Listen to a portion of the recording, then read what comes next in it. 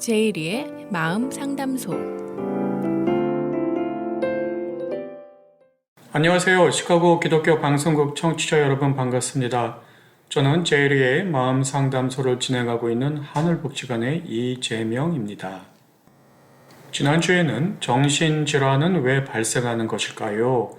라는 주제로 이야기를 나누었습니다. 나에게 또는 가족에게 정신질환이 발생하게 되면 그 원인에 대해서 궁금해지는 것은 인지상정입니다.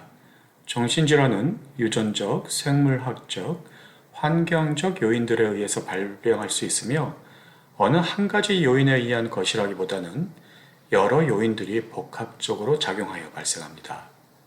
정확한 진단을 위해 정신건강 전문가의 도움을 받는 것이 좋습니다. 이번 주에는 정신질환에 대한 오해라는 주제로 이야기를 나누어 보고자 합니다. 우리가 상식이라고 생각했던 것들이 알고 보니 잘못 알고 있었고 오해였더라 하는 경우들이 있습니다. 저도 정치, 경제, 사회 모든 분야에서 제가 알고 있던 상식들이 그 분야 전문가들의 이야기를 통해서 수정된 적이 여러 번 있었습니다. 제가 정신건강 상담사로서 일을 하면서 많은 분들이 이 분야에 대해서 오해하고 있는 정보들이 많구나 하는 것을 계속 발견하게 됩니다. 저에게 질문하시는 내용들을 나열해 보자면 정신질환에 걸리면 반드시 병원에 입원해야 하는 것인가요? 정신질환이 회복이 불가능하다고 하는데 그러면 굳이 치료를 받을 필요가 있는 것인가요?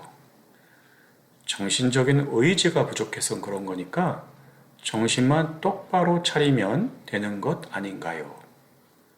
정신과 약은 중독성이 있으니까 안 먹는 게 좋은 것 아닐까요? 정신질환은 특히 소수의 이상한 사람들만 걸리는 것 아닌가요? 내 아는 친구 아들은 공부 잘하는 애였는데 정신과 약을 먹고서 행동도 이상해지고 지능이 떨어졌어요. 이러한 질문들을 자주 듣게 됩니다. 이번 치료는 어떤 환자들의 그 당시의 상태와 질환에 따라서 필요한 것이지 정신적인 질환을 가진 모든 분들이 반드시 입원을 해야 하는 것은 아닙니다.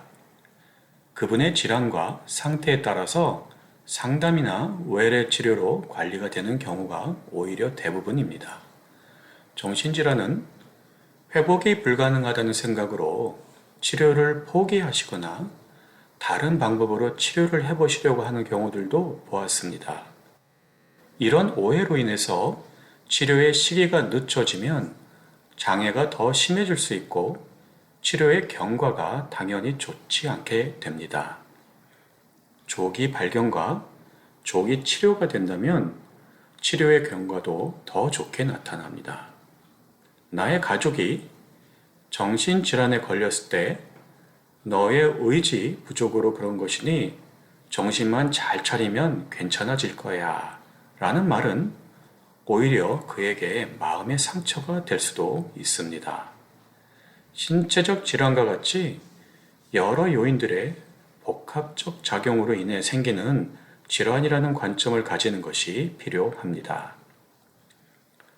정신질환 치료 약물들은 대부분 중독성이 없습니다. 다만 어떤 특정한 약물들은 장기간 지속적으로 복용했을 때 중독성이 있을 수도 있지만 그런 약물들은 의사의 처방에 따라서 복용을 하면 괜찮습니다. 정신질환은 생각보다 많은 분들이 평생을 살면서 경험을 하게 됩니다. 주요 우울장애의 경우에는 미국 성인의 평생 유병률은 20% 정도가 됩니다. 숫자로 환산하면 5명 중에 1명꼴인 것이지요. 정신질환의 증상과 약물의 부작용이 혼돈되는 경우가 많습니다. 이미 인지기능에 문제가 있었던 분들이 약물을 복용하고 안 좋아진 것으로 오해가 되는 경우들이 있으며 정신치료 약물은 인지기능의 향상 또는 유지에 도움이 됩니다. 정신질환에 대한 오해에 대해서 위에서 다루었는데요. 다시 한번 강조드리고 싶은 것은 정확한 정보를 아는 것이 중요하며 치료를 미루는 것보다는 진단과 치료가 가능한 빨리 시작되는 것이 그 환자와 가족분들을 돕는 것이라는 시각이 중요합니다. 이사야서 41장 10절에 두려워하지 말라 내가 너와 함께 함이라 놀라지 말라 나는 네 하나님이 됨이라 내가 너를 굳세게 하리라 참으로 너를 도와주리라 참으로 나의 의로운 손으로 너를 붙들리라 라는 말씀이 있습니다. 시편 34편 17절에는 의인이 부르짖음에 여호와께서 들으시고 그들의 모든 환난에서 건지셨도다 라는 말씀이 있습니다. 나 또는 가족이 정신질환 증세를 보이게 되면 불안함, 답답함, 창피함, 죄책감 등 여러 가지 감정이 들 수밖에 없습니다. 우리가 그런 감정들 속으로 휘말리게 되는 것은 어쩌면 당연합니다. 그러나 그런 과정들이 어쩌면 오히려 내가 하나님께 더 가까이 갈 수 있는 계기가 되기도 합니다. 성경에 나온 성인들과 교회사의 대표적인 신앙인들을 보면 극심한 고통과 어려움의 과정들을 통해서 하나님을 만나거나 신앙을 회복하는 내용들을 잘 알고 계실 것입니다. 나 자신도 성경에 나온 인물들과 다르지 않습니다. 우리를 어둠으로 끌고 가는 흑암 세력을 이기고 완전히 승리하신 예수 그리스도 그 이름을 붙잡고 말씀과 기도의 깊이 속으로 들어가서 치유의 과정을 간다면 나의 하나님께서 정말 놀라운 일들을 이루시리라고 믿습니다.